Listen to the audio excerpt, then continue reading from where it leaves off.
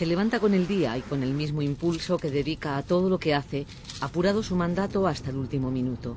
Durante 15 años su casa ha sido Bruselas y aunque estaba preparado para la mudanza, destila cierta nostalgia al dejar un puesto que levantó de la nada. Cada uno tiene que poner lo mejor que tiene. Yo creo que lo he hecho. Me decían que vivía como un europeo del sur por la mañana y del norte por la noche. Es decir, he dormido poco, he trabajado mucho, he viajado mucho. He tratado de construir buenas relaciones con todo el mundo, porque me parece que es fundamental. Pero sobre todo trabajar mucho y tener las ideas claras. Ha recorrido medio mundo y cuenta por miles los kilómetros que acumula, incluidos los de los interminables pasillos del Consejo. Mira, saca todo eso. Y ahí tienes todas las figuras importantes. Siempre deprisa, con la cabeza un paso por delante, como si quisiera ganar tiempo, y la mirada en el horizonte, el límite donde se juntan la tierra y el cielo, y para un maestro de la esgrima política como Solana, el punto donde pueden coincidir, al menos como ilusión óptica, los intereses de fuerzas contrarias.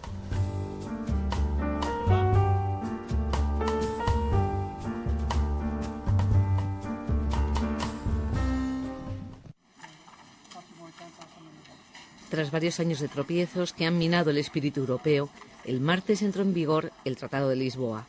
Los 27 cuentan a partir de ahora con nuevas reglas para ser más eficaces en la toma de decisiones y convencer al mundo de que Europa tiene vocación de potencia global.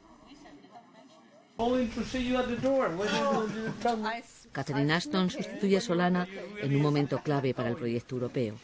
La nueva estructura pone a su mando un holgado presupuesto y en torno a 3.000 diplomáticos que constituirán el Servicio de Acción Exterior. Nada que ver con los malabarismos y las precariedades que sufrió Solana durante los 10 años que estuvo al frente de la diplomacia europea. Es verdad que todas las atribuciones nuevas, los medios nuevos, van a hacer más fácil la tarea. Pero en cualquier caso, la tarea se inició y ahora hay que hacerla, hay que seguirla. Y deseo que se utilicen bien los nuevos instrumentos por las nuevas personas que lo van a hacer. Pero no tengo tristeza de ningún tipo. He trabajado 10 años, más de 10 años en el mismo puesto. Yo creo que la gente no debe estar. No ha debido ser fácil para alguien como Solana, un punto sentimental, el capítulo de bienvenidas y adioses. Su núcleo más próximo, los expertos que le asesoraban, se despidieron la semana pasada.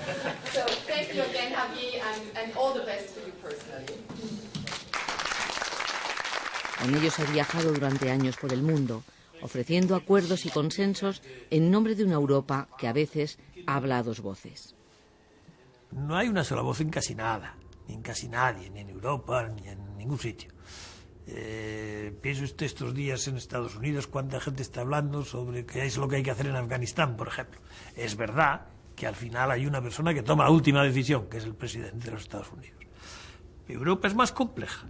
Europa no es un Estado.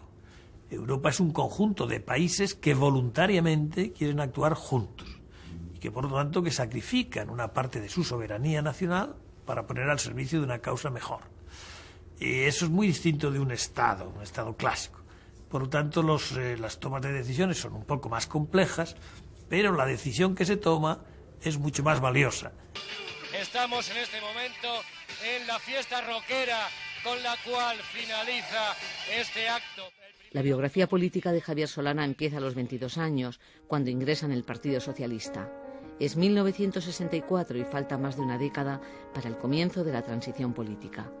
Entretanto, estudia físicas, obtiene una cátedra y dedica a la vida académica el tiempo que le deja la política. En 1982, Felipe González le nombra ministro de Cultura del primer gobierno socialista y posteriormente de Educación, portavoz del gobierno y titular de Asuntos Exteriores. 4 legislaturas de las que salió indemne, casi 3 décadas mandando o influyendo dentro o fuera de su país, al que siempre se refiere con indisimulado orgullo. Y ahora pues tengo que empezar a trabajar, ¿no? Pues España ha cambiado enormemente para bien, para muy bien. Yo tuve una buena parte de mi vida en una España no democrática y participé de manera muy intensa en la transición política, desde la clandestinidad y después como miembro del Parlamento yo he visto cambiar España y la he visto cambiar con una satisfacción enorme. Y la he visto cambiar desde dentro y luego la he visto desde fuera. Y he visto cómo se veía España desde fuera. Un pequeño, se ha pegado un cabeza ya. ¿Has visto? Cuidado ahí el agujero aquí. Agosto de 1995. Varios disparos impactan en el vehículo en el que viaja a Sarajevo Javier Solana.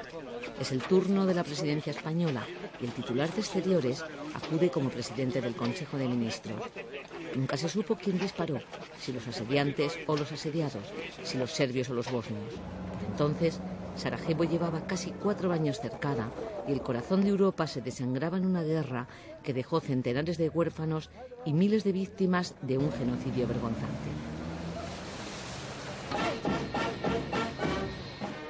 Un mes más tarde, durante la cumbre iberoamericana de Bariloche, Felipe González, que por entonces ya no oculta su cansancio político, propone a Javier Solana que le sustituya en el cartel electoral de las próximas elecciones. Sorprende el gesto serio y la mirada perdida de ambos durante los trabajos de la cumbre. Pocas personas, entre ellas el rey, estaban al tanto de la frustrada propuesta. No estoy seguro que hubiera pasado, pero vamos, sí es verdad que en aquellos momentos había dudas en si Felipe González quería seguir siendo. Pero vamos, no había nada decidido todavía. Lo que sí es verdad es que se precipitaron los acontecimientos de una manera grande a causa de una crisis que hubo en la Alianza. Nos reunimos y pensamos que era una oportunidad que España no debía dejar pasar. Y se decidió, pues yo la acepté, la decisión y fui. Javier Solana tuvo que elegir entre sustituir a Felipe González o dar el salto a la política internacional. La OTAN necesitaba un nuevo responsable tras la división de Willy Claes. Su perfil pudo más que las rémoras del pasado y las suspicacias de quienes recordaban que Solana pertenecía a un partido que no quiso que España ingresara en la alianza hasta que llegó al poder. Durante su mandato se produjo la primera intervención militar de la OTAN en medio siglo. Las bombas de la alianza cayeron sobre Serbia y sus tropas entraron en Kosovo para impedir otra limpieza étnica. Sin duda fue para mí el momento más duro de mi carrera política, porque a nadie le gusta tener que, aunque parecía yo que era el responsable yo era el que ponía la cara del responsable, de cierta manera. Pero sí, fue durísimo. Pero tuve la satisfacción de que el secretario general de Naciones Unidas, mi gran amigo Kofi Annan, vino enseguida, vino a Bruselas, dimos una conferencia de prensa juntos, habló de la responsabilidad de proteger, y que después yo he tenido seguramente las mejores relaciones que he tenido con ningún país de los Balcanes, ha sido con Serbia. No parece casual que en la agenda de su último día Javier Solana incluyera un encuentro con el presidente serbio, Boris Tadić. Tras la caída de Milosevic, Solana ha sido el principal defensor del ingreso de Serbia en la Unión Europea. Además, el desarrollo de la política exterior comunitaria es en buena parte fruto de la lección que Europa aprendió durante la Guerra de los Balcanes. Con la excepción del general Mladic, el responsable de la matanza masiva de Srebrenica, cuyo paradero se desconoce, los viejos genocidas han sido juzgados. Se han juzgado casi todos. Y creo que se ha hecho bien, porque me parece que se ha juzgado por un tribunal penal internacional, que eso ha dado satisfacción a mucha gente y que ha demostrado que hay cosas que la sociedad internacional pues no las quiere tolerar, no las debe tolerar y que por lo tanto las tiene que juzgar. Europa ha cambiado. El proyecto que empezó en 1957 como un mercado comunitario es hoy, pese a sus limitaciones, un espacio que comparte la seguridad y la política exterior.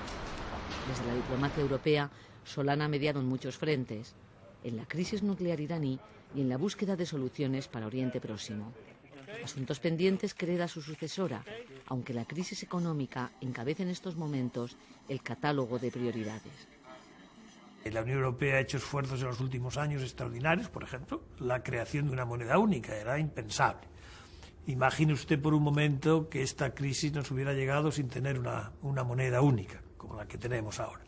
Por tanto, estamos en situación de ayudar a resolver la crisis internacional y a jugar un papel importante, pero esa debe ser la prioridad número 1 en este momento.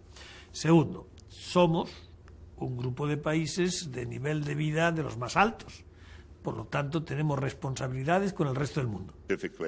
Hace tiempo, Henry Kissinger preguntó con ironía qué teléfono tenía que marcar para hablar con Europa. Hoy no lo haría, y el que fuera todopoderoso secretario de Estado norteamericano sabría a quién dirigirse. El señor Kissinger estuvo el otro día en una reunión, estaba yo presente, y le dijeron eso y dijo, oiga usted, yo desde hace mucho tiempo sé cuál es la voz donde hay que llamar, o el teléfono donde hay que llamar, o el correo electrónico al que hay que escribir. Y está aquí presente y se llama Solana. Pocos testigos tan privilegiados como Javier Solana de lo que ha cambiado el mundo. El tablero político es muy diferente al que se diseñó tras la Segunda Guerra Mundial. Han desaparecido los bloques y hay potencias emergentes que marcan el latido del planeta. China se ha convertido en el objeto de deseo económico de los Estados Unidos, pero Solana cree que al dragón asiático le interesa jugar en un campo más amplio y que en sus preferencias siempre estará Europa. Hoy hay un mundo donde no se puede resolver nada, y cuando digo nada, nada, sin contar con China, sin contar quizá con India o con Brasil. Piense por un momento que lo que dábamos en llamar el G7 o el G8, hoy prácticamente no existe. Hoy estamos hablando del G20. Hoy China es el banquero fundamental, por ejemplo, de Estados Unidos. Estados Unidos se desarrolla, en cierta manera, gracias al ahorro de los chinos.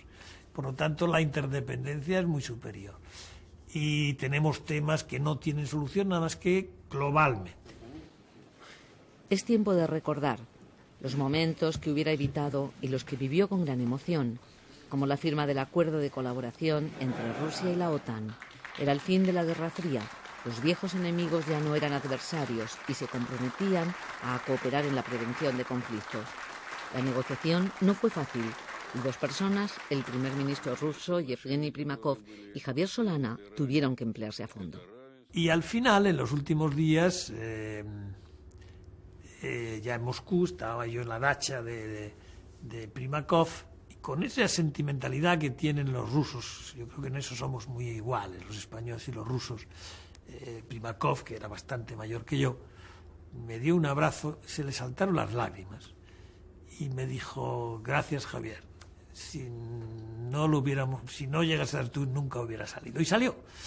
Pusimos los dos mucho interés y mucha pasión, y esto es lo que permitió que hubiera unas relaciones entre la Alianza y Rusia que todavía continúan.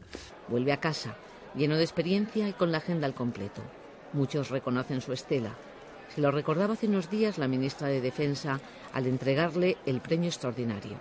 Y se lo reconoció en Aquisgrán el jurado del premio Carlomagno, que distingue a quienes más hacen por Europa. Fin de etapa. El político no desvela su futuro, pero acepta con disciplina las inevitables entrevistas del momento. ¿Qué hay que hacer? De momento, saludarme a mí. ¿Cómo está? ¿Qué tal? Siempre con prisa, cercano, inmune al desaliento, para finalizar el diagnóstico de quien lo ha visto casi todo. Los tres grandes desafíos a los que nos enfrentamos son el cambio climático, el desarme nuclear y el hambre. Pero que nadie se equivoque. El eterno optimista cree que con todas sus incertidumbres el mundo es mejor. Y hay que reconocerlo para seguir avanzando. No hay que subirse muy alto a la montaña. No hay que subirse al Mont Blanc. El mundo es mejor. No hay duda de eso. Se vive mejor, hay menos gente que pasa hambre, hay un nivel de salud mayor, hay menos guerras. Yo creo que no hay duda de que el mundo es mejor. ¿Quiere decir que es perfecto? No. ¿Que se puede hacer mejor? Sí.